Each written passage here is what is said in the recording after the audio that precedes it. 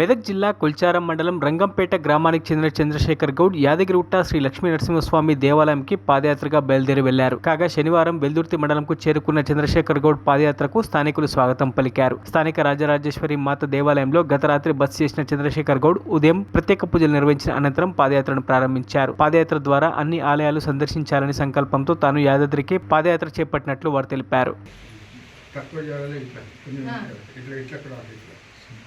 కొల్చారం మండలం చిన్న గన్పూర్ నుంచి నేను బయలుదేరిన స్వామి. నేను రాత్రి నిన్న వీడికి 6 గంటలకు వచ్చినాక ఆ ముస్తాబాయ్ అమ్మ నాకు తోడుకొచ్చి ఇక్కడ గుళ్ళో కూర్చుని పెట్టేసి మేము వచ్చిన దానిక నువ్వు పోమని చెప్పేసి దాని గురించి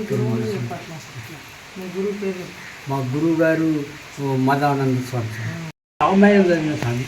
రామాయణం చదివిన నుంచి నాకు ఈ రాముల వారు దేశమంతా తిరిగి ప్రపంచం గురించి ప్రజల గురించి తిరిగింది కదా, మనం ఎందుకు తిరగవద్దు అనేటి ఒక ఆలోచన నాకు వచ్చి అప్పుడప్పుడు నేను ఈ పాదయాత్ర చేస్తున్నాను స్వామి. ఇంతకుముందు తిరుపతి పోయినా ఫస్ట్ సారి, మళ్ళీ ఇంకోసారి శబరిమల పోయినా 150 మంది స్వాములతోటి మాల వేసి ఎరుముడు తీసుకొని వాళ్ళు ఎంబడి పోయిన స్వామి.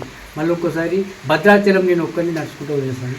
ఇప్పుడు నరసింహస్వామి దగ్గర పోవాలని నాకు కోరిక ఉన్నది, అందుకని పోతున్న స్వామి యాదగిరిగుట్ట.